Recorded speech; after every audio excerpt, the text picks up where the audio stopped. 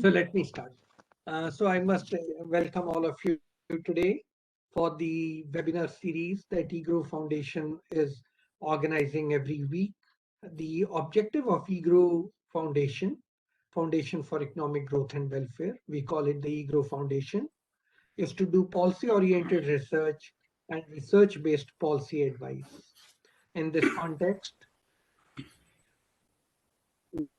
we do undertake lots of research and fortunate to do very important policy-oriented research.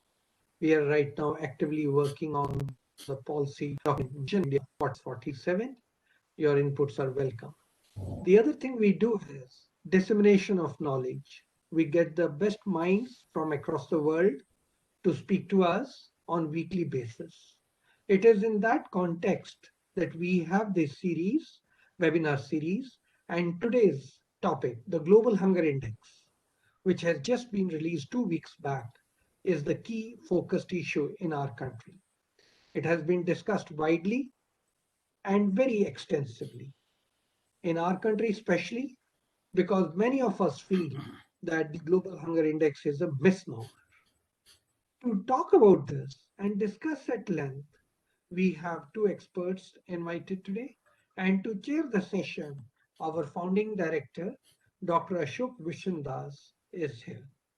Dr. Ashok Vishandas is from the Indian Statistical Service. He has held various positions, and his last position was was the chairman of the CSCP, important agriculture body which fixes the cost of the products which are under MSP. Dr. Ashok Vishandas also is a professor at IIPA right now. With this, I hand over the mic to Professor Ashok Vishandas to conduct the proceedings further. Thank you, Professor Charan. It's my proud privilege to welcome illustrious colleagues and seniors, Dr. Padam Singh. Dr. Padam Singh, I have known for many, many years, rather many decades. He had been the chairman ICMR Expert Committee. He had been the chairman National Statistical Commission. His last posting was in ICMR as additional DG, and he had worked enormously in many organizations, including the Erstwhile Planning Commission and in the Ministry of Statistics, Ministry of Planning, which was earlier known. He has guided a large number of scholars for their PhD, and he is a product of ISRI, so I have known him, and perhaps he doesn't require any more introduction. And he is expert in the Global Hunger Index. Let me also add, he had chaired that meeting which went into the examination of the issue relating to this hunger index when 2019 report came. So with this, I welcome you on behalf of eGrow and on my own behalf, sir. Dr. Hirday Rajan, I have known him from the CDS day way back in 1987-88, and he's expert in migration and demographic issues and many others. He now is the chairman International Institute of Migration and Development chair, and he has written so many articles and academic work, and he is known for his work in the migration and in the demography, and he is a very uh, erudite professor in his own right. And today I find we are privileged to have these two luminaries on global hunger index. I think a common man, not necessarily the illiterate, even the literate people are confused. How come we are beyond 100 rank in the world when on one hand there are our granaries, the public is uh, the like FCI, Food Corporation of India, are overflowing. Their godowns are overflowing with the food on one hand, and how come we can be so much lagging on the hunger index? And much beyond Nepal, Pakistan, and countries like that. So that is very very unsettling for the country. That is one, and even for a educated person, they find global hunger index has four is nothing but a weighted average of four indicators. One is the stunting, malnutrition, and wasting and child mortality. And none of these four indicators measure the hunger as such. And out of these four, only one is universal in the sense it cuts across all the groups, age group, but the remaining three are confined to only children below age 5 years. So statistically speaking, it is a kind of very unscientific it looks. So it's a mystery, and I request, and of course that's the purpose of our meeting today, to demystify all this, what is happening, and is it relevant, how better we can do, even if we construct our own hunger index, how we can compare with other country. But rationally and on the face of it, it's undigestible to see that India is so far behind in the ranking, even after Nepal, Pakistan, on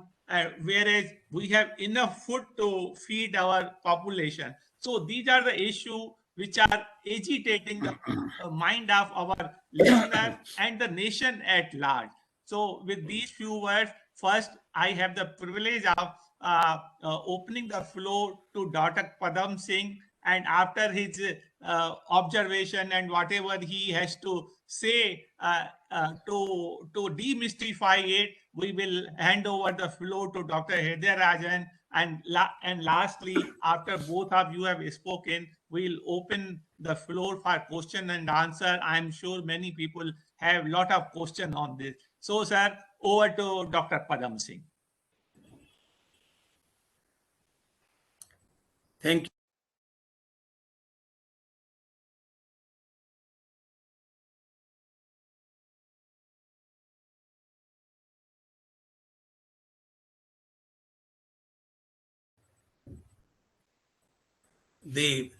The participants who have joined. Now, it's a privilege for me. We have been invited by a group, and this topic, this theme of Global Hunger Index, this is being debated, and this is the webinar which you have organized. I think this is very timely. Let me wish happy Deepavali for everybody, and I straight away go to my presentation.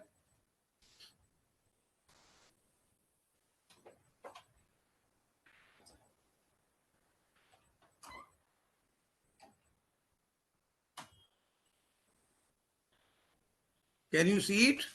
Yes. Okay. Now this is just the title slide.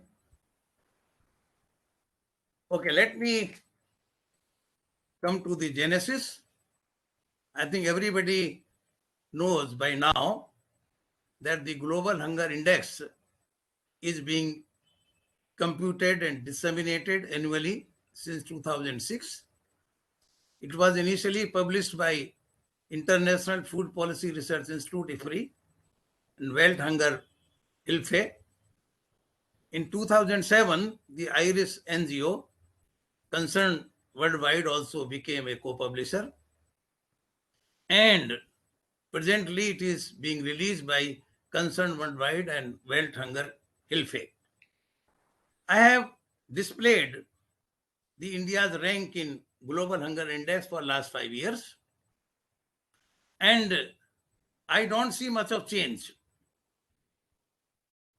Now, the rank, which has been shown very poor for our country, The worst part is that our rank is below Pakistan, Bangladesh, and Nepal.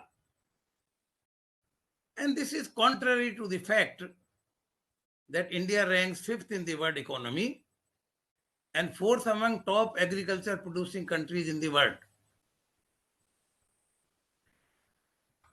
Now, much of the debates and rebuttals to this global hunger index started in 2017.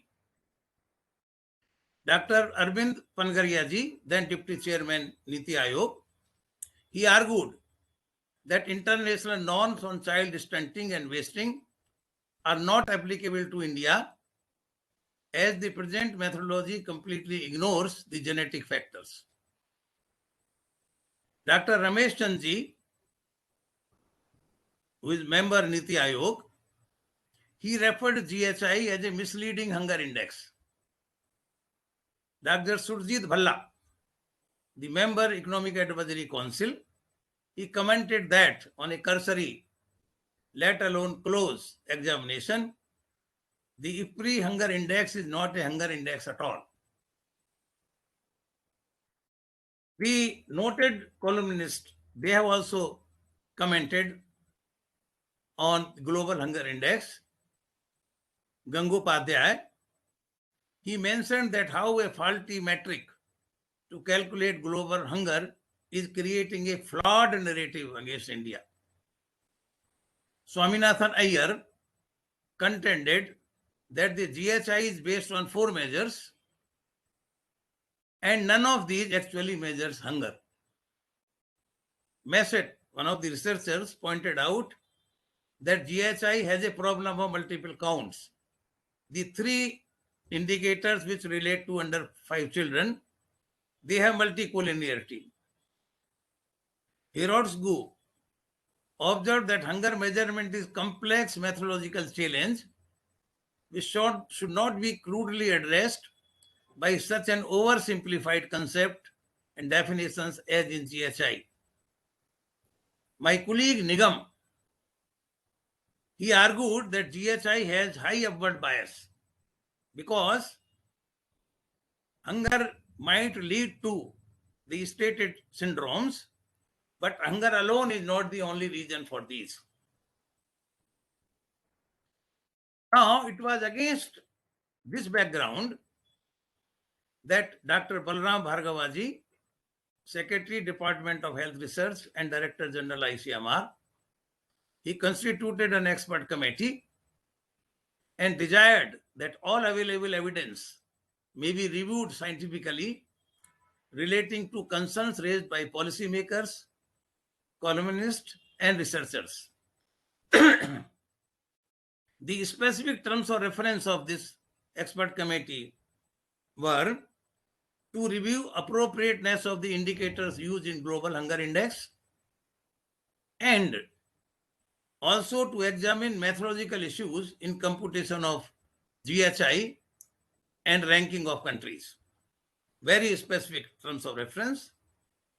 The members of this committee included noted statisticians, the nutrition scientists, and pediatricians, and other health experts. Now, let me start with the definition of hunger. Now, as per Oxford Dictionary, hunger is the state of not having enough food to eat. FAO defines hunger as an uncomfortable or painful physical sensation caused by insufficient consumption of dietary energy. World Food Program treats hunger as not having enough to eat to meet energy requirements. And in common parlance, hunger is perceived as people eating inadequately due to poor access to food, including lack of purchasing power. Now, it is against this background, this definition of hunger, that we have evaluated the appropriateness of indicators and also the methodology which is being used computation of GHI. Now, I think this by now everybody knows that global hunger index is a weighted average which is derived using the following four indicators. The first one is PUN, proportion of undernourishment, and which is supposed to be reflecting insufficient calorie intake. That is, in measured in terms of minimum dietary energy requirement, MDER in percentage terms. Then CWA, prevalence of wasting in children under 5 years, and that is, capturing low weight for height. The next one is CST, prevalence of stunting in children under 5 years, that is low height for age. And lastly, it is CM, proportion of child mortality, children dying before the age of 5 years. So these are the four indicators. The indicator first and fourth, they are given the weight 1/3, and second and third, they are given the weight 1/6. Now the first terms of reference of our committee was appropriateness of indicators in measuring hunger. Now, our expert committee examined all available scientific literature to see whether the indicators used in the global hunger index, that is undernourishment, stunting, wasting, child mortality, actually measure hunger. Now please see, now this is very important slide. If these four are manifestations and consequences of hunger, the simple corollary is that among those who are relatively rich, having sufficient purchasing power, and with no problem of access to food, the proportion of these conditions should be negligible. Let me repeat again. The hypothesis under test is whether these manifestations are due to hunger, undernourishment, stunting, wasting, and child mortality. Are these caused by hunger alone? And the corollary, the alternative hypothesis to this is that those who are rich, having no problem of purchasing power and access to food, these conditions, proportions should be negligible. Now, who are rich? Now, for this, the data of NSSO and National Family Health Survey became very handy.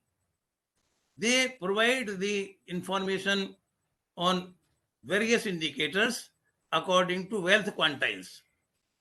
And wealth quantiles, they have the bottom 20%, the next 20% likewise. So the top 40%, that is the top two wealth quantiles, they could be considered as relatively rich, who will have sufficient purchasing power and access to food to meet their nutritional requirements. Now this is the background, the hypothesis, and now this table is very revealing. Now this table presents the results of GSI indicators for two top wealth quantiles. Please see, percentage of undernourishment. This is from the National Sample Survey Organization's data for 2012. It is 11.25. The percentage of stunted children from NFHS, National Family Health Survey 4. This is the latest which was available that time. Even if NFHS 5 results are not available. So this was as high as 25.7. Percentage of wasted children from the same source is 18.6, and under 5 mortality per 1,000 live births was 26.8. Evidently, for those who are rich, having no problem of access to food, a highly significant proportions are observed having these conditions manifestations. So, as these manifestations are seen among relatively rich as well. These manifestations are not the consequences of hunger alone.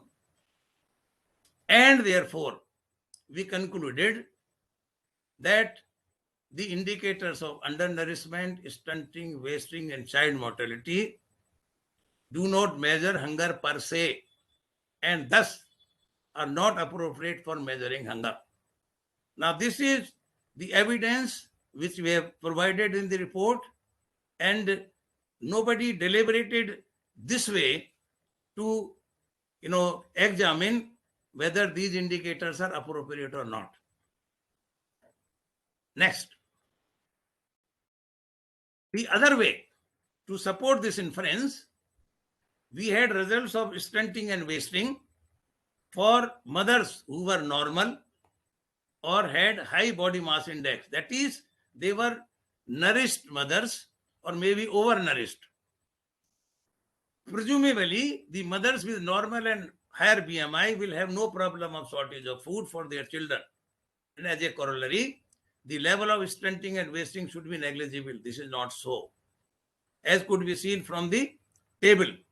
Now you can see for the mothers of normal BMI, as high as 20.4% children were wasted and 38.2% were stunting, and likewise. Now these two tables, they provide sufficient evidence to show that the indicators used for measuring hunger are not appropriate. Now, the other question, I think Chairman said while introducing this topic, that of the 4 indicators, only the first indicator relates to the entire population. And this is somewhat related to the definition of hunger. So as per FAO, those consuming less than minimum dietary energy requirement of 1800 calories per capita per day, they are categorized as undernourished. If these were so, there should not be any symptoms of overnutrition among these. That means among those consuming less than 1800 calories per capita per day, they should not be having any symptoms of overnutrition. In order to examine this, we had results from National Nutrition Monitoring Bureau. This is one of the arms of National Institute of Nutrition, ICMR. They did a study and they have provided results on prevalence of overweight, obesity, hypertension, and diabetes for those who are consuming less than MDER. Now, please see this table. This is very revealing. What it says is that the prevalence of overweight, you can see 28.1% among urban male, 30.4% among urban female, and it is quite high for rural also, 8.3 among rural male and 11.2 among rural female.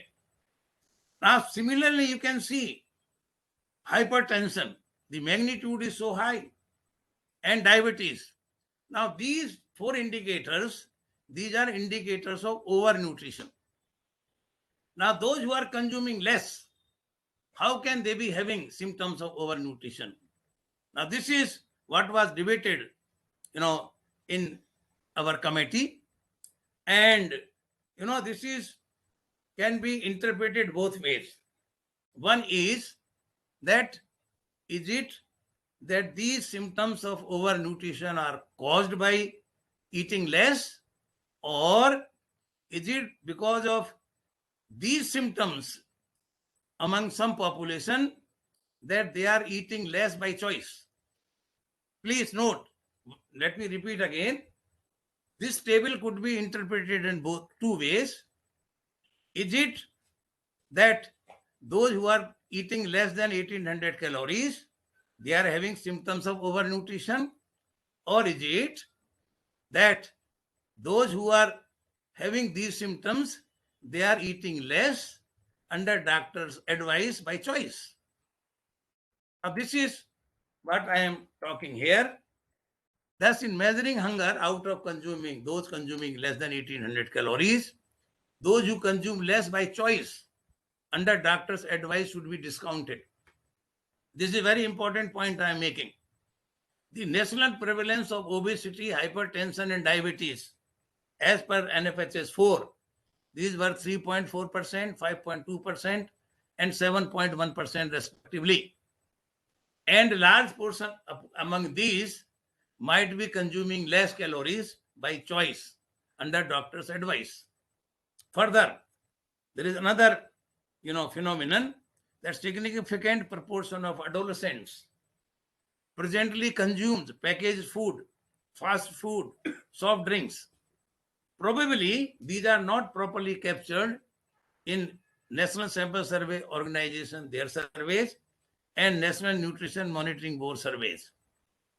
If these issues are addressed in our nutrition surveys, the proportion of population consuming less than MDER of 1800 calories due to lack of purchasing power, that is the definition of hunger, will be less than 10% and maybe half of the currently estimated levels. Now, this is something very important, which is I am arguing that the data of those consuming less than 1800 calories should not be taken on its face value, just like that. We have to examine the data, discount, and properly capture the new trend in the food consumption.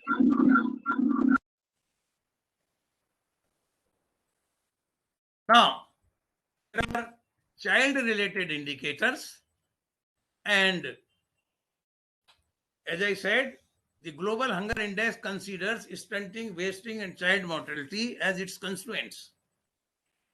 And these together are assigned 2/3 weight in the index. Now, the inclusion of these indicators has implicit assumption that those who are hungry are likely to be short-statured, lighter. Short-statured means stunted, lighter means wasted, as well as will have high mortality. This can be contested. And we have reviewed the entire literature. And as far as stunting is concerned, both maternal and paternal stature contributes to child height. And the difference in height between individuals is influenced more by genetic, biological, and environmental factors rather than nutrition alone. If nutrition can help in improving the stature, the height, then we have studies on food supplementation interventions, and the findings of these studies are that the increase in the anthropometric indices is modest, and further, it is not sustainable. As to the measure of thinness, that is wasting, this has been examined from different perspectives. In a recent study from Delhi among school children, the relationship of biomarkers to thinness was examined. Now, this is the table which provides the information on cardiac metabolic aberrations among these wasted or thin children. And what has been observed is that 11% boys and 7.9% girls with any cardiometabolic abnormalities were thin. The corresponding figure for pre-hypertension were 13.7% and 8.1% respectively. And how these aberrations were defined, these are based on the accepted international criteria, that is presence of one or more of the following indicators, that is fasting blood glucose levels of more than 100 mg per dl, the 3 cholesterol indicators, and triglycerine. These were the indicators, and this is what it shows. I know that it is not. That means thin also have, these cardiometabolic abnormalities. These are seen among those who are overnourished. Now, mortality. Hunger as major cause of child mortality is not supported by the cause of death statistics. According to UNICEF, nearly 62% of the under 5 mortality occurs in the neonatal period. The major causes of neonatal deaths are preterm birth, 35%, sepsis, 33%, and birth asphyxia related complication, that is 20%, and congenital malformations, 9%. Beyond neonatal period, the leading causes were diarrhea and pneumonia. You can see the hunger does not appear even directly or indirectly. Similar findings have been reported in the million death study for India. According to this, preterm birth complications resulted in 25.5% deaths. Intrapartum related events, 11.1%, sepsis, 7.9%, likewise. Now, in addition to these, there is no persuasive evidence from global randomized trials suggesting that there could be improvement in the child deaths through food supplementation. Now, the norms which are being used for calculating stunting and wasting, now these are Western norms. So as per the study on Indian affluent population, this was done on a very big sample size. The Indians are observed as shorter and lighter as compared to their European counterparts. Now, as far as the estimation is concerned, stunting is estimated as the percentage below -2 standard deviations from the median of the WHO multicentric growth reference standards. Now, this estimation is sensitive to the value of standard deviation. And the recent studies have shown, our NFHS 4 data, that SD values for Indians are about 40% higher than the WHO norm. If this is accounted for, you can see what will be the implication in estimation of even stunting. Now, similar comments could be made about measurement of wasting. In general, the use of global norms results in gross overestimation of the levels of undernourished, stunting and wasting. And it is suggested even for these indicators, norms for such indicators should be country specific. Now, though hunger might contribute to some extent to stunting, wasting, and child mortality, we are not saying that they don't contribute. They might contribute to some extent. There is no evidence to support that hunger alone contributes to these manifestations. The index intended to assess the hunger for entire population is giving undue excessive weightage to under 5 children. And in view of these, the computation of GHI to measure hunger using these child-related indicators is flawed. Now, I want to come to the data which are, used in computation of this index. Now, please see the first indicator, proportion of undernourishment in, for India, Nepal, Pakistan, Bangladesh, and Sri Lanka. Surprisingly, the level of undernourishment for Nepal is shown as half of India. Who will believe it? Unbelievable. Similarly, if you see for Sri Lanka, there is a decline of 11 percentage points in a year. And similar things are seen for stunting. That is, for Pakistan, they are showing a decline from 45 to 37.6 in a year. And there is an increase for Sri Lanka from 14.7 to 17.3. Now, for wasting, you can see that India is shown an increase from 15.1 to 20. That is increase of 6 points. And for Sri Lanka, you can see from 21.4 to 15, decrease of similar magnitude. Now, this data, if you see, I think they do not provide confidence that whether this type of data could be used in the computation of index. So, there is an issue. This is what I have said here. The data used in the computation of index and ranking, they raise serious concerns. The data lack credibility. And the difference which we are seeing, this could be because of change of methodology in those 2 years. And this type of changes from year to year is unacceptable. There are methodological issues also. While calculating the index, now each of these 4 indicators, they are, divided by what they call as the threshold value, which is the highest observed levels at the global level in last 2-3 decades. And the weights, as I said, the proportion undernourishment and child mortality, they are given weight of 1/3. And proportion of wasted children and stunted children, they are given weight of 1/6. And there is a way of categorizing the countries as low, moderate, serious, alarming, and extremely alarming hunger levels. Now, all these, there is no scientific backup.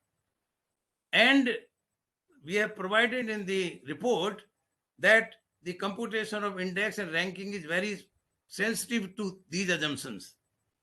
And so this is methodologically also, there are question marks. So from the appropriateness of indicators, from the data used in the computation of indices and the methodology, there are concerns and issues.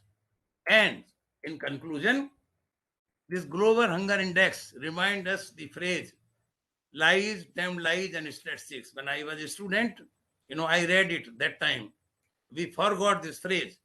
Now this computation of GHI has reminded us of the same phrase. The indicators of undernourishment, stunting, wasting, and child mortality do not measure hunger per se. And thus referring GHI as hunger index is misnomer. Hunger was probably used as a catchy word to attract attention. Government of India should not accept this ill-conceived measure of hunger for ranking of countries. The country should evolve its own measure of hunger that is suitable for our own context.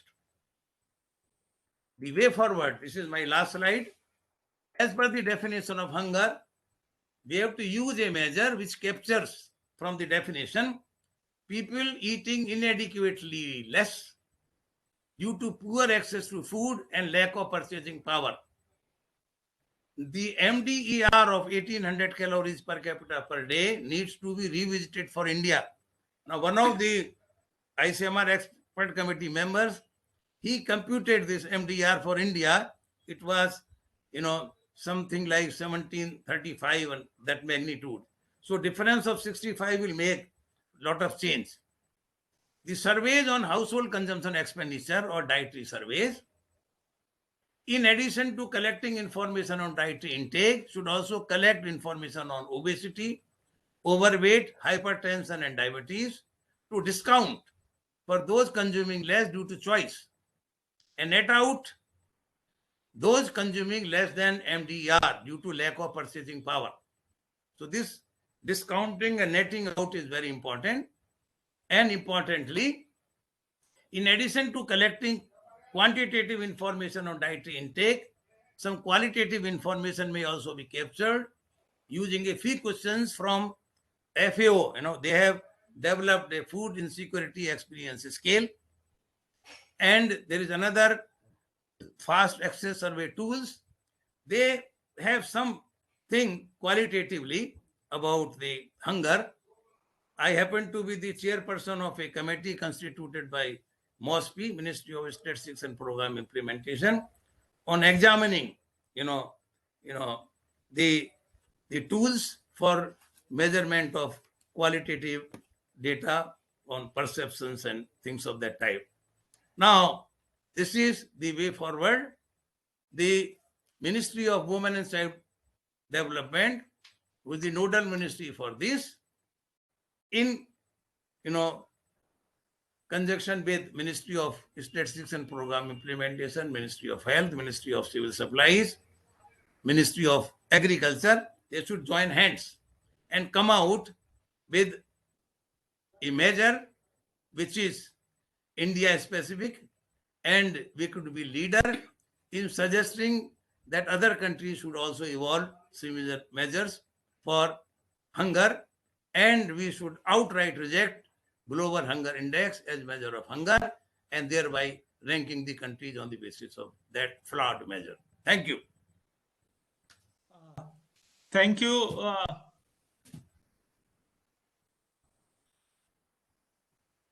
Vivek. Thank you, Dr. Padam Singh.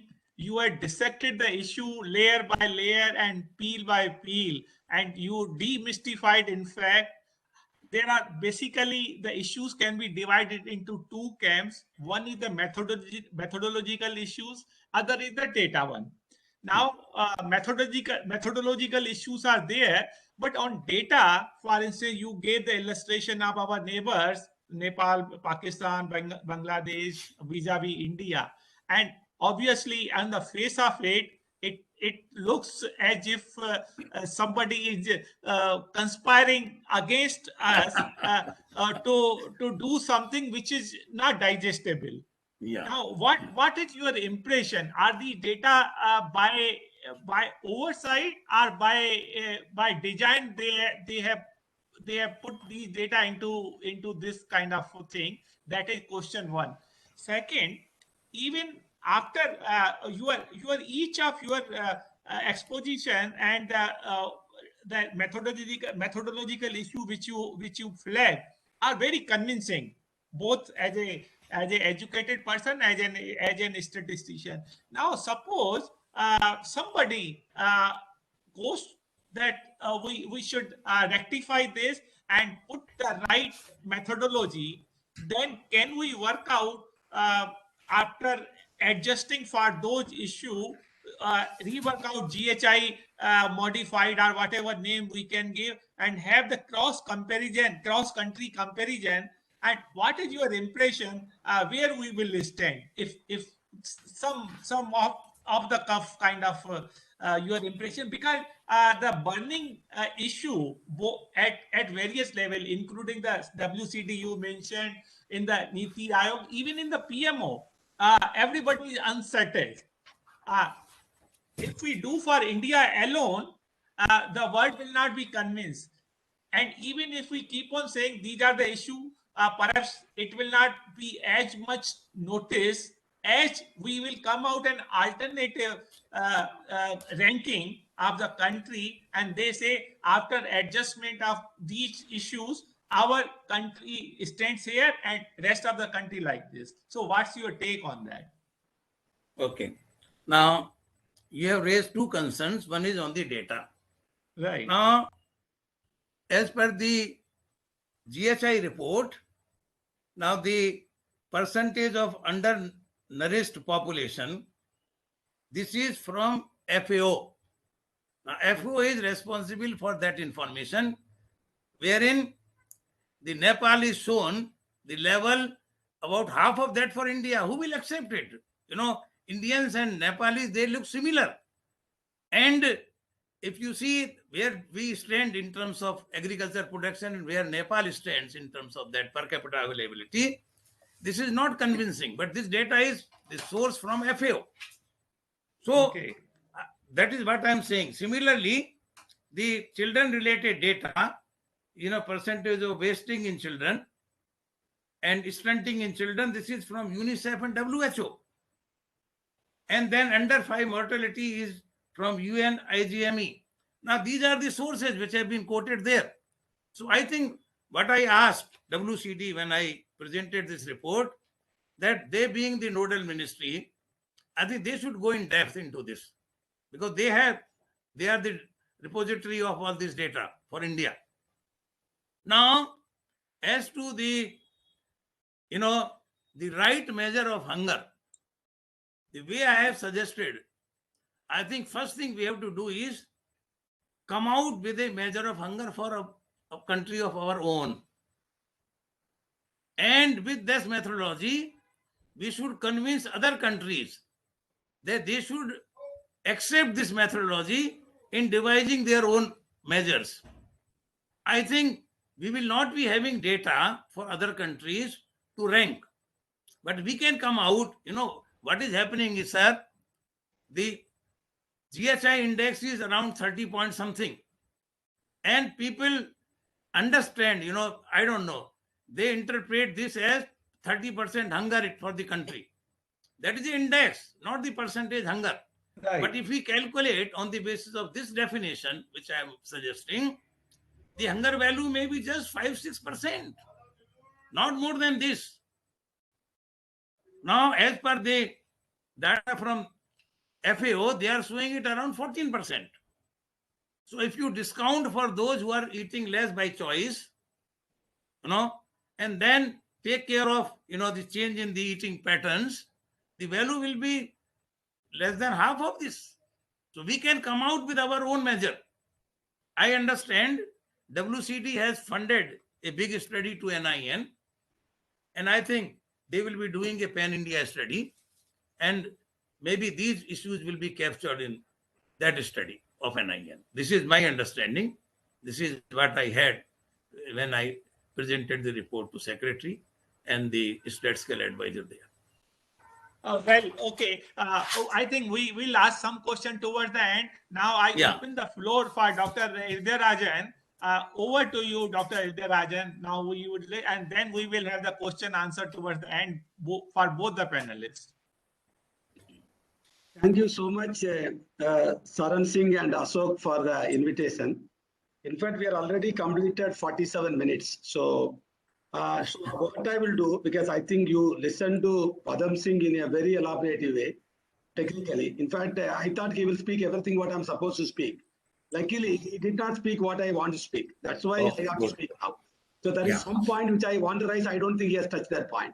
And only one point I agree with him is that we should think about our own measure. I think that is the only thing what I wanted to say, he said. Otherwise, my points are going to be entirely different anyway. So I'm not going to do any numbers for you, no PowerPoints, because I always, I want the people to see me, not my PowerPoint or my slide.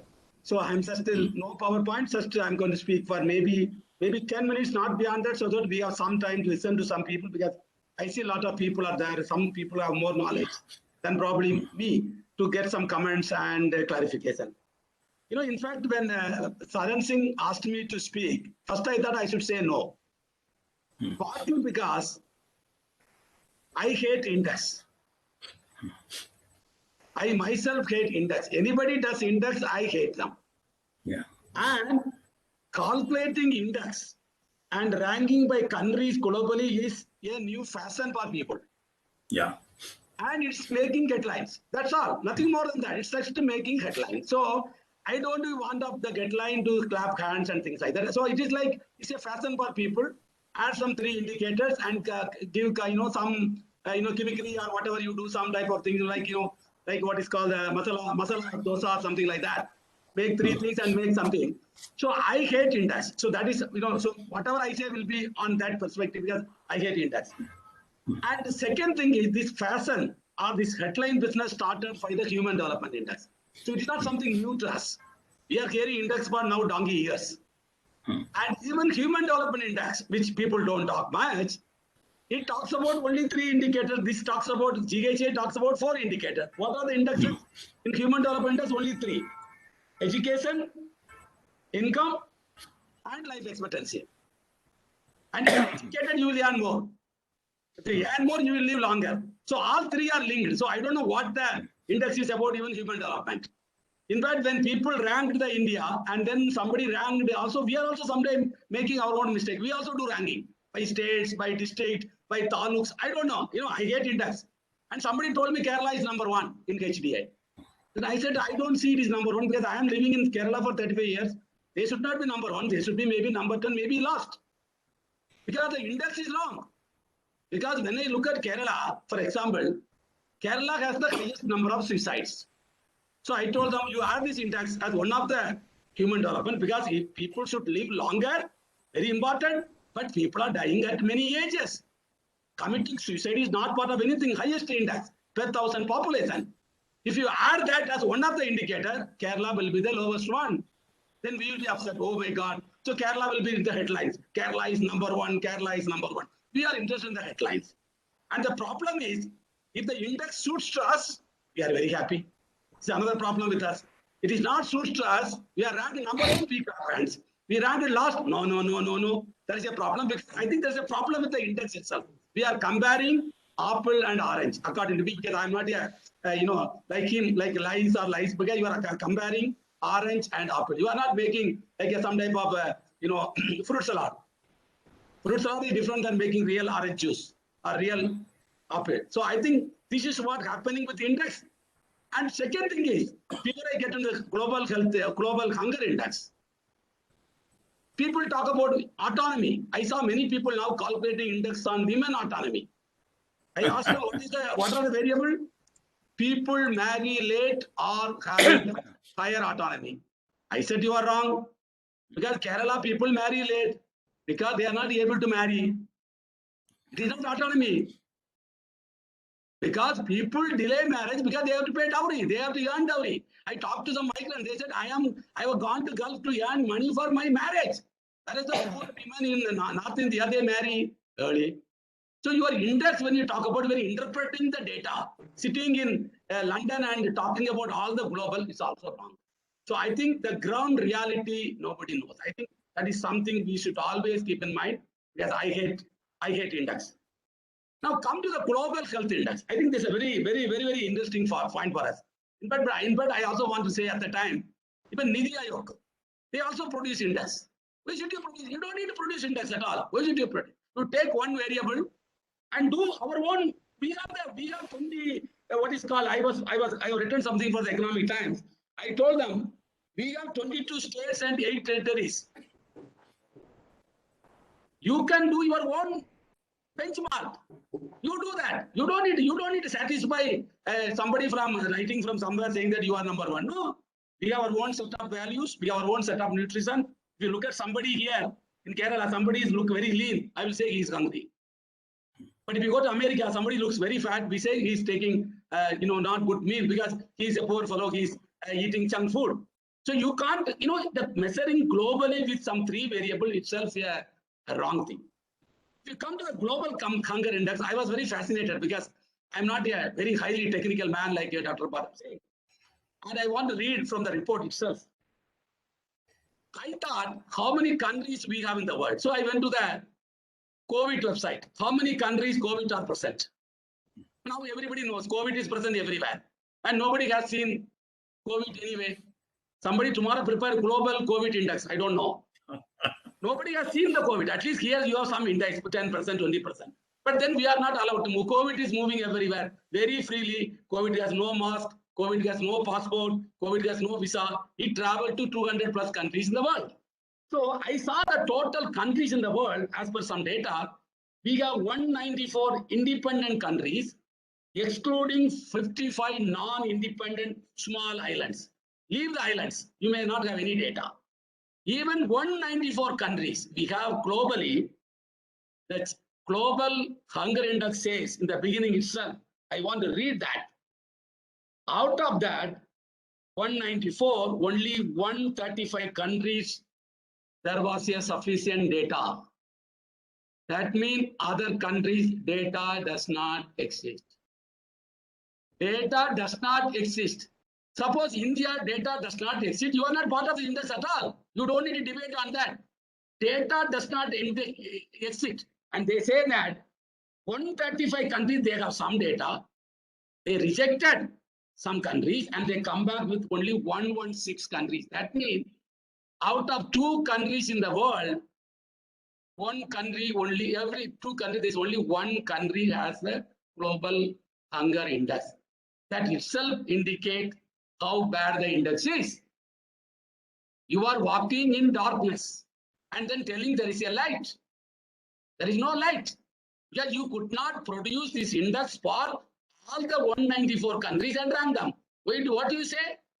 Data is not available. Data is not good. That is true between states. Somebody asked you a question in Kerala about nutrition and somebody surveying in Nagaland, it will be variance. It depends upon the quality of enumerators.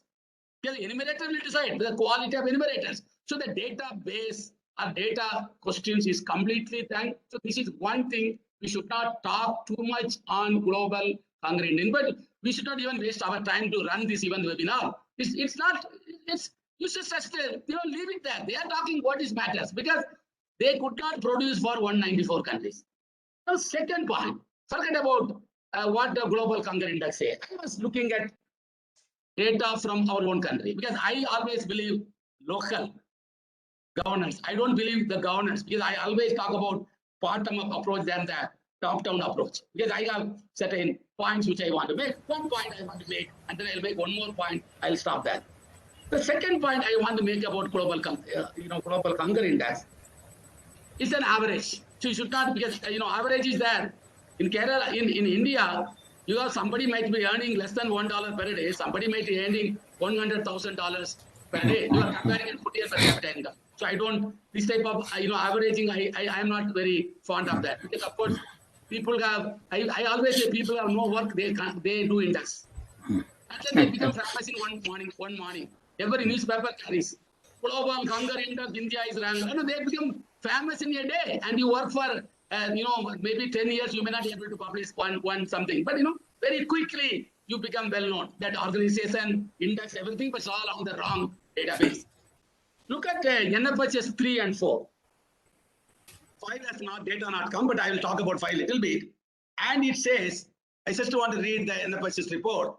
Based on the data I gathered for all the states and territories, it says the proportion of children under the age 5, which we are talking about in this global hunger index, as standard measured for height for age, declined by 10 points.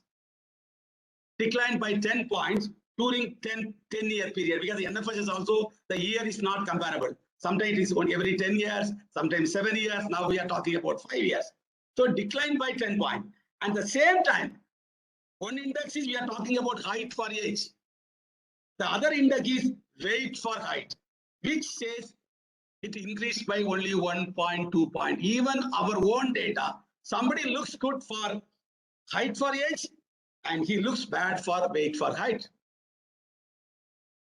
So our own database, it indicates that we are not even, NFHS is not able to measure height for weight or weight for height or height for age. This is all, gimmickry.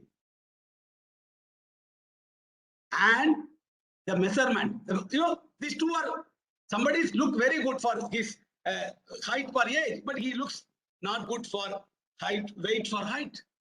And this is the index being used in the global hunger index. And finally, because I want to give some time for the other people to debate some point. The third point, NFHS 5 has come back. Half of the states data is available. You can go to the website. I look at only 2 indexes because I cannot do like indexing like what Dr. Padam Singh can do. I just want to look at it. Very simple data. And if you look at it, right now we have data available for 14 states and some territories. If you look at it, within the country, forget about looking globally, forget about 119 countries or 195 countries. India itself is global. We are number 2 in terms of population. Of course, we are waiting to overtake China very soon. That's why China is afraid to have that. They want to postpone the delay. They are talking about 3-child family now. Because they want to be number 1 for quite some time. Definitely will overtake them. Definitely, there is no doubt about that. So automatically you look, so you don't look at any other country. Don't look at Nepal, Bangladesh. Why you are wasting your time? You don't need to look at it. Look at our states. I will give you the data. The lowest proportion of standard children, mean height for age. Whatever data we have, it indicate was found lowest in Sikkim with 22.5%. Lowest in Sikkim, 22.5. No index, one variable. And the highest was found in Meghalaya with 46.5. Within our country, you have 22.3 is lowest, 46.5 is highest. So you have what is called close to 26 point difference within our own country. All states data is not available. And also remember, this is 2019-20, little bit COVID was started. Maybe we have to look at it because COVID cannot be, we should now talk about pre-COVID, COVID, post-COVID, because we should not talk about everything after COVID. We should do some new studies. So new studies require what happened after COVID. Even to compare, you cannot even compare. This is abnormal period last 2 years. You cannot even compare. So you have our own state. You can look at it. Why some states are doing well. Study the state and replicate it. You don't need to go to some other country to look at it. That's why I like that idea of Padam Singh. Look at the method in your own place. And finally, they also have a data on lowest proportion of wasted children in India by states. And the lowest wasted children was found in 9.8. That means out of 100 children, only 10 children were found wasted in where? Mizoram. Mizoram is also in India. And the highest is in Maharashtra with 25.6. Do we need global hunger index? Do we need? I think just to forget about them, look at our own data. Even I believe NFHS 5, 6 or whatever you talk about, the data has problem. I will not take it for face value. Because I am doing surveys for donkey years. So I know that survey cannot capture certain indicators. So, so this is something, for example, even the data produced by SRS on infant mortality rate, I always question the data. So survey cannot capture, even you take our own country, the variation is very high. How do you trust that ranking of countries and guidelines is unacceptable? Because you look at our own country, lowest proportion of wasted children is only 10% in Mizoram, and the highest is 25.6. That means in our own country, there is an area out of 100 children, 9 children or 10 children are wasted. You come to Maharashtra, which is the peak of the money place, and you think that is. So I think we have to be very. You have to, what I call them always, data. Any data I tell my students can deal with care. It can broke. It's like when you are carrying some type of class, very old class, you tell your grandparents when they are walking around the house, when they hold the class, you tell them handle with care. I think we should handle with care the data generator, the index procedures. I will stop here. Thank you very much. Thank you, Dr. Edarajan, for your perspective. Now we open the floor for the question, answer, and whosoever speaks kindly identify, and then we can take on the question. So you can directly ask the question. Yes, please. Yes. Yes, Anthony. Can I ask question, sir? Yeah, Anthony. Yes. First Anthony. Yeah. You are mute. Anthony, you can unmute. Anthony. You unmute. Yeah. No, we are not able to hear you, Anthony. Mr. Anthony, you are not audible. Yeah, you unmute. Maybe Mr. Anthony. Yeah. You can unmute in your computer. Okay, now I could. I wasn't enabled. I want to take two points I want to make. What is our purpose? Purpose is to see what is the level of hunger. Okay, if all the 4 indicators, that is stunting, wasting, undernutrition, and child mortality, all are sequelae of proposed hunger. Okay, so it is already, the harm is done. I am for, if your genuine purpose is to assess hunger and prevent it, there are 3 things to my mind important. As Dr. Padam Singh has rightly pointed out, one is the access to food, measure that. Second is purchasing power of food, that is the second point. Third point, even if there is purchasing power within you, and also you have got the access to food, whether you have done it, have you purchased and consumed it? So household dietary surveys and consumption index. So we have to do this, and if at all we are interested.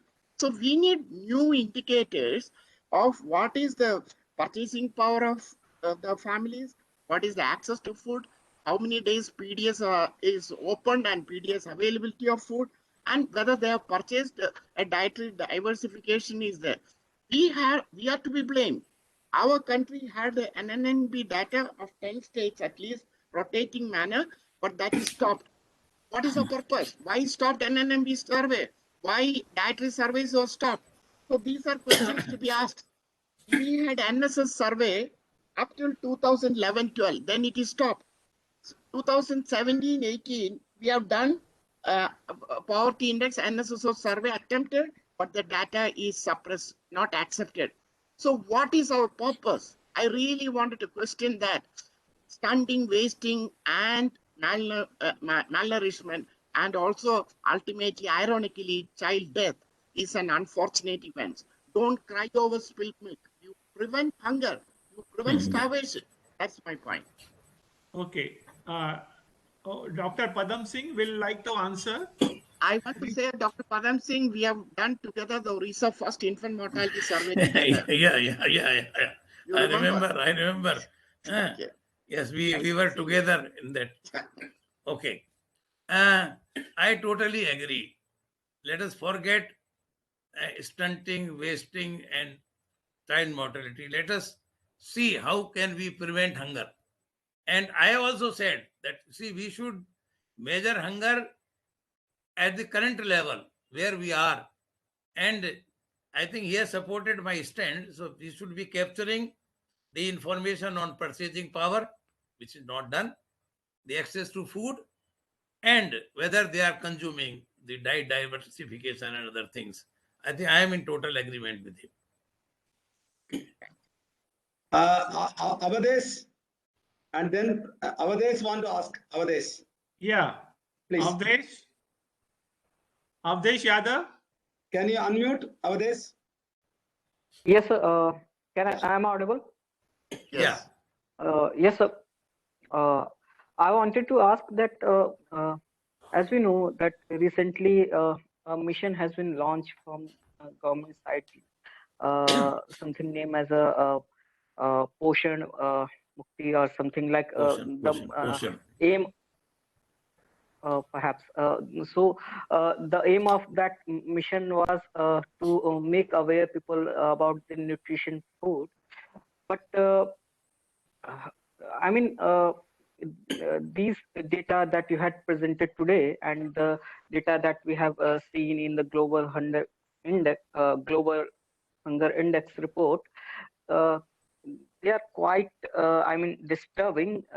Even when we talk about the human capital formation in India, and we find that we are not even having proper. I mean, our good chunk of the population, even workforce of the workforce, is undernourished, malnourished, stunting. So what is why the government is much more focusing on the optics rather than focusing on the I mean, there should be I mean,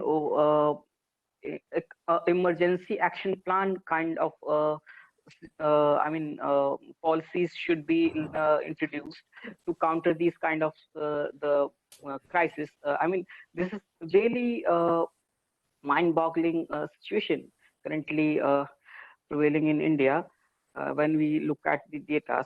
So what are your thoughts on this? Yes. I think this question should have been addressed to somebody else, in the Women and Child Development Ministry. Okay. So they have this mission, Poshan, and things are being taken care of. But I think we should not be disturbed by this ranking and, these indicators.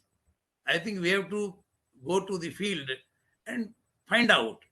And to me, things are not that bad as it is, shown to be. But I agree, if there is some emergency situation, there has to be some, takeaway by the nodal ministry on that. But I think what we are debating is the hunger as it is measured. And what we are saying is that GHI does not measure hunger at all. And hunger has to be measured differently. So there are suggestions offered, there are suggestions received in this forum. I think all these should be sent to the nodal ministry and maybe to Niti Aayog, that this is what it is and this is how it should be. Absolutely. Now, Akansha? Thank you, sir. Yes. Yes, please. And the Sheila yeah, also will speak. you Sheila, ask. Sheila, yeah. Sheila. Can you unmute? Yes, Yeah. carry on. Yes, thank you. Yes, I'm a nutritionist, public health nutritionist. I've always been concerned about the erroneous way that we measure the global hunger index. And Dr. Padam Singh has explained it very well. And I also agree with that we need data, we need dietary surveys, that we have data. NFHS 6 could include it. NNMB has been stopped. So we need to do dietary survey for assessing hunger using methods which have been like Fanta had introduced through USAID. A person not missing one meal in the last 30 days or last 15 days, we can come to some sort of a standard for India. But I think this is a total no-no, this hunger index. I think it is very misleading and very discouraging to the country and creates nothing but political discussion, I think. So I think if we are really concerned about a hunger, I have visited lots of villages, and my first question that I ask, in many families is there anybody going hungry in this village? Do you know anybody who's not getting food for the last 15 days? And they would say, no, madam, ये पहले होता था. पहले तो जब चावल rice नहीं मिलता था, तो हम तो कद्दू उबाल के खा लेते थे. We used to boil pumpkin, we used to eat it in place of rice and wheat. It was that bad in tribal areas in Jharkhand. But today the scenario is of hunger is not there. We have problem of diversity of diet. Why are we mixing diversity of diet with hunger and creating so much problem? Then there are people who are asking that if this problem of indicators exist in India, they exist with reference to other countries also. So the ranking should be okay. It's a no, because again, the causative factor of undernutrition in India is not hunger, but it could be hunger in Nepal possibly. It's not hunger in India. In India, it is possibly the mother got married early. She has a low birth weight child who had a wasting in the first 6 months. When the baby was on breastfeed, he didn't even get food. So why are you bringing up indicators? I had mentioned this to IFPRI 8 years back. I'm glad it has now come to the attention by eminent people like you who can take it forward.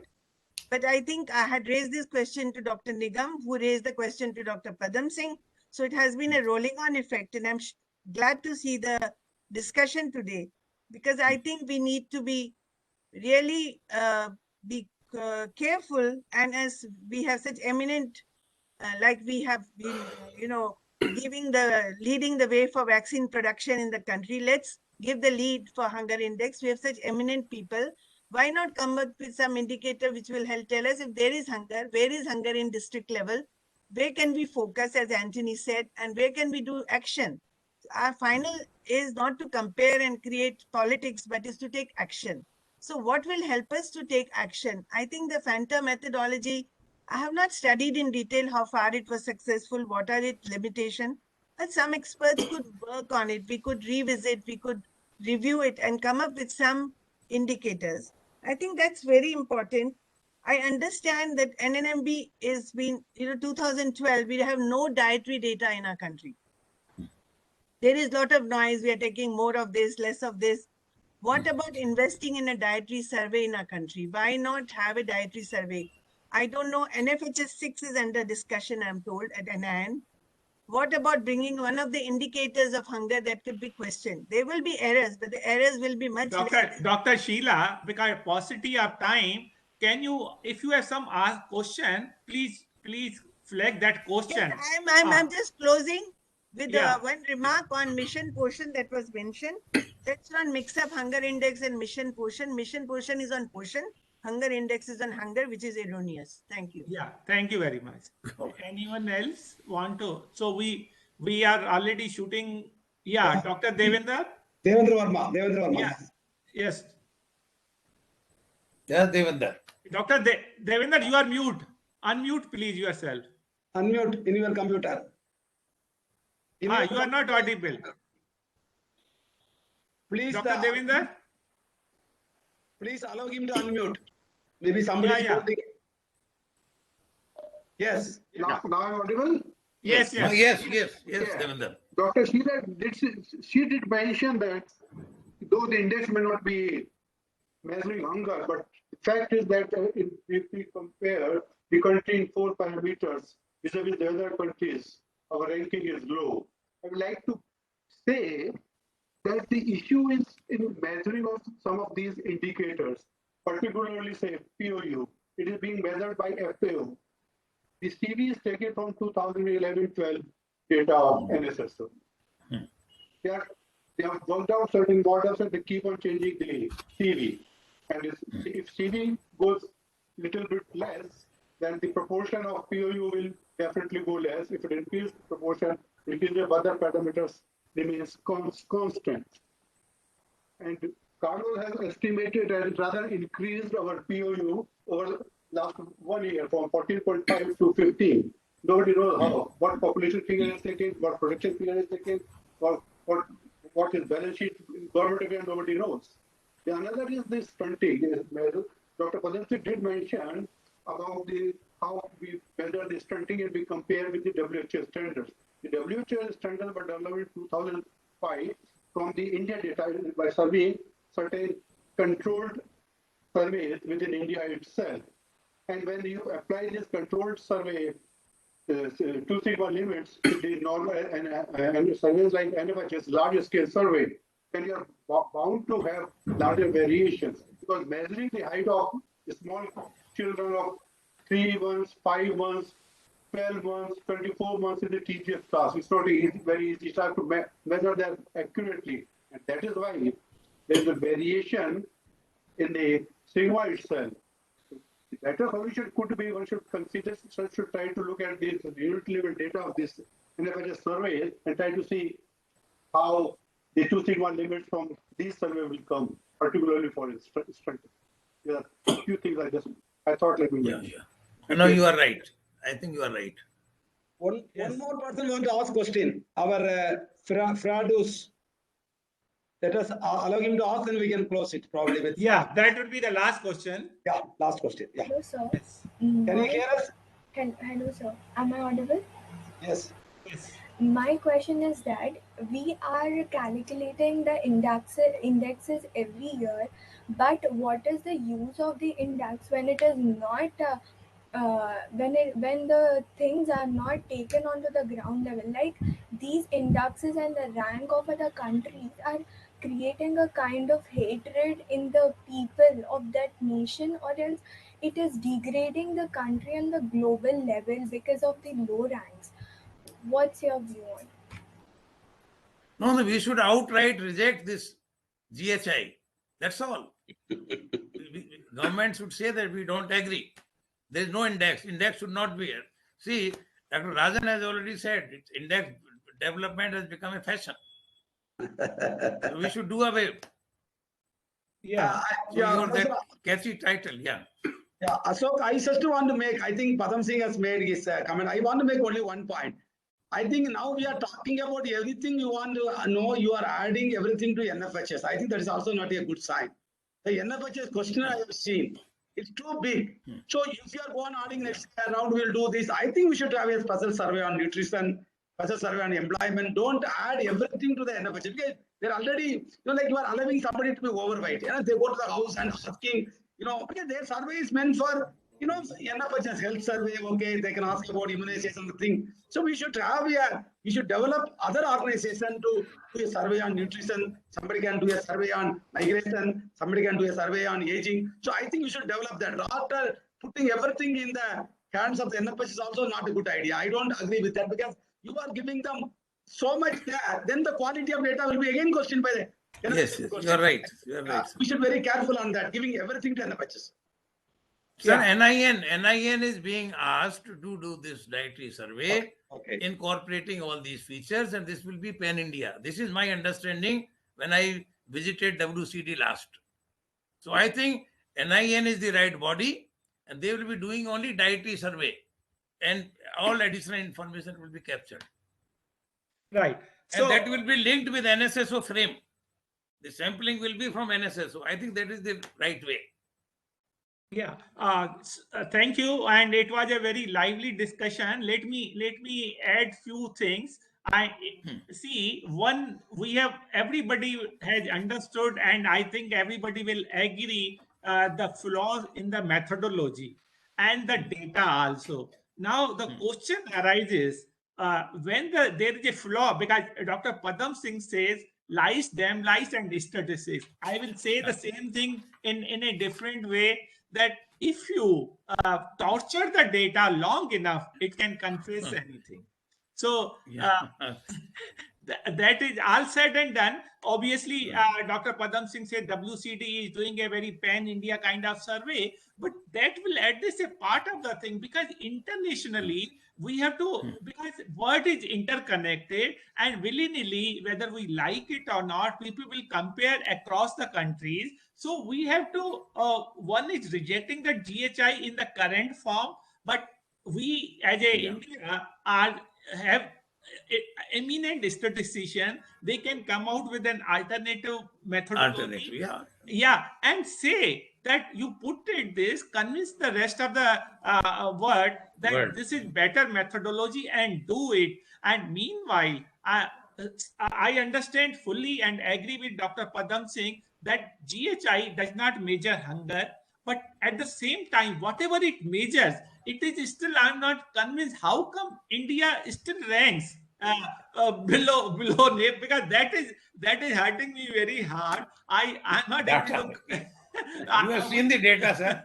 Yeah, we have seen the data, but then question arises why we cannot take, because I have also worked in FAO, but they also source the data, even FAO or UNICEF or any other multilateral, from the country first, and if that fails, then they have their own way of estimating. Now we could question all those sources at national level, or the concerned ministry with that particular organization. Look at this is unacceptable. So convince them. I think that is one way of thing. And Dr. Padam Singh has brought out very beautiful flaws in a very erudite manner, and I thank you both the panelists, which added a lot of insight into it. Dr. Padam Singh, Dr. Rajan, and both have given their own perspective, which are very useful. With these few words, I thank you once again to both the panelists and our participants who were very lively and participant, and they participated on the national holiday of, on gazetted holiday of Diwali festival. With these few words, I will hand over the floor to Dr. Charan Singh. He may have few announcements to make and other things. Over to Dr. Charan Singh. So thank you very much for this excellent presentation and discussion and sharing the session, and the participants on a Diwali day spending so much of time with us, and totally engrossing thoughts and views. I must say that we are very impressed at IGROW Foundation. Dr. Arvind Virmani has been working on these issues for longer years than I have been. I have been working as an economist, and I have been challenging this global hunger index totally and outrightly rejecting it. And I've been writing in newspapers on this for last, I think, 10 years. But such an analytical discussion, which Dr. Padam Singh provided and my own Professor Rajan provided, was very enlightening for all of us. We at IGROW Foundation have suggested to the government repeatedly, and we want to undertake ourselves an alternate methodology for computing these things. And we believe these are apple and oranges and nothing will come out of it. So therefore, we want to look at it from the angle of nutrition. We want to look at it from the angle of the health, and then mortality, and then compare. And sanitation plays a very important role, and even absorbing capacity is very important. Whereas we have discussed about the DNA and the biological factors, we also need to think at my age, eating what I used to eat at the age of 20 is not digestible. My physical body has limitations of absorbing it. Similarly, a child who's come from a stunted mother or has come from a slum area, what is the capacity to absorb the nutrients of that child? I'm not very sure. So I think an in-depth study needs to be undertaken on this. And I totally agree with both our expert speakers that it has to be, though they said country specific, Hidarajan professor clearly said it, country itself is a continent, but sometimes I feel these studies have to be more granular and maybe country specific will not serve the purpose where the country is so large, wide, and geographically so dispersed, probably state by state. A more in depth study will be helpful to say where the ailment is. Certainly not hunger. Ailment could be in child mortality, different rates. In stunting and waiting, there could be different factors. In mother's health, there could be different factors, and probably these need to be looked granularly, and far more extensively.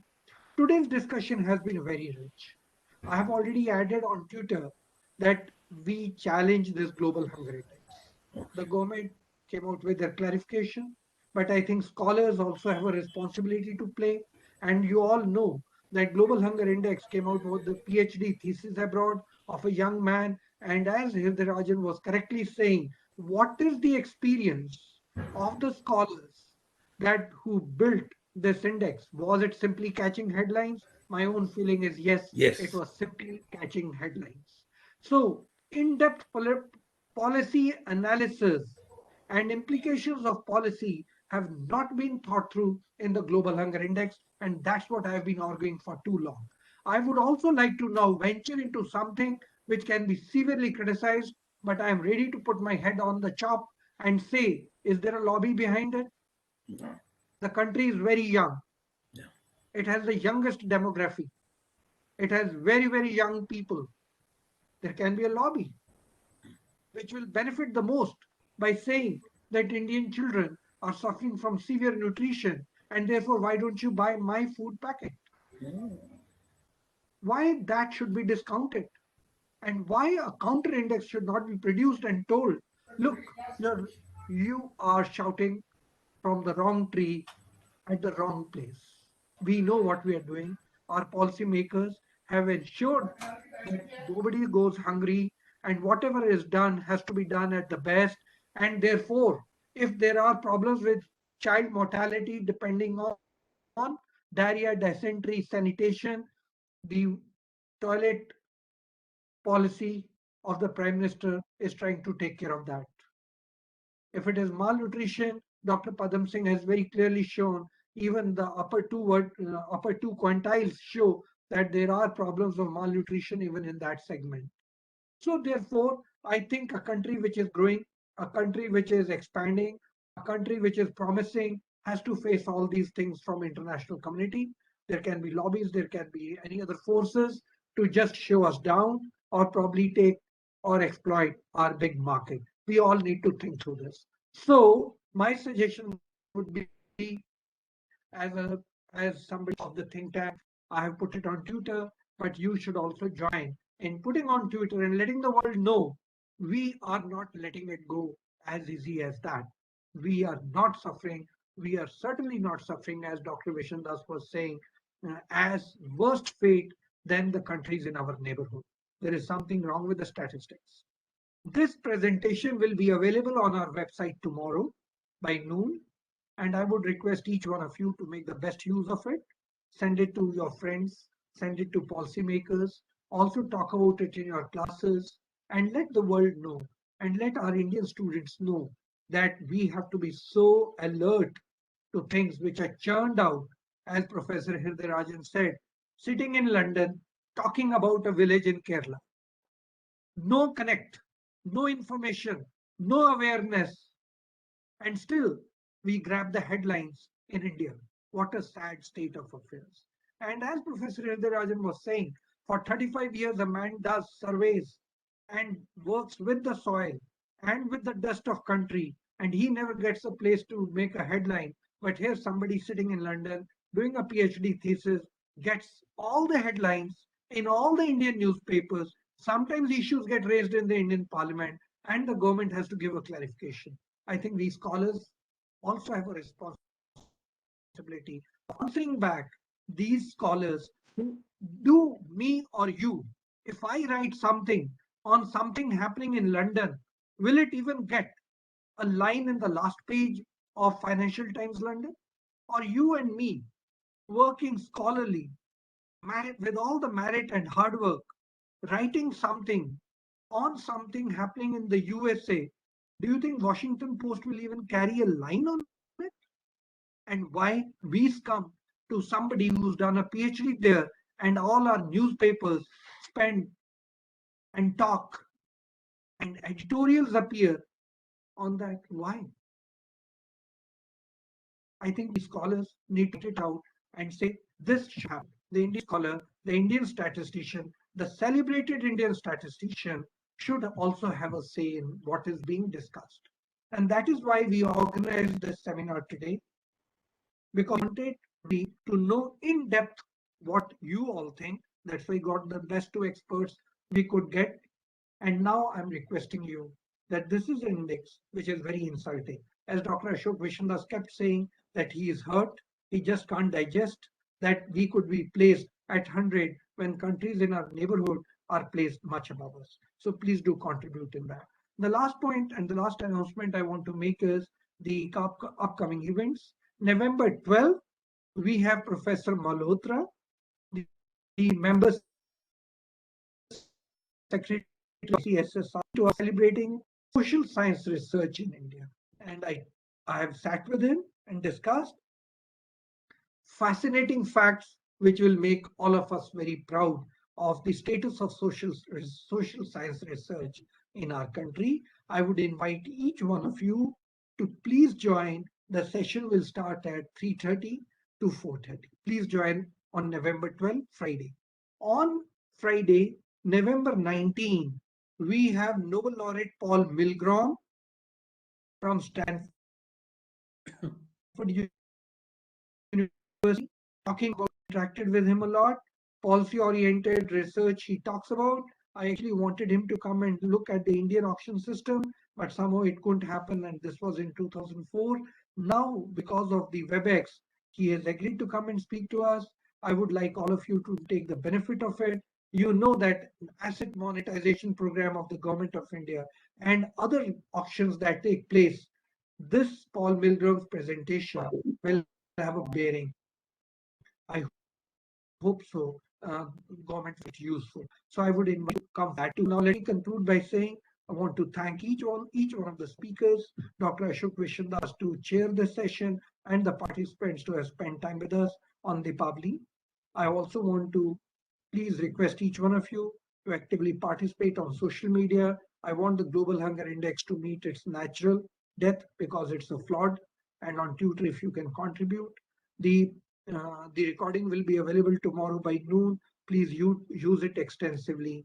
I look forward to hosting you again next week for Professor Malhotra and week after for Professor Paul Milgrom.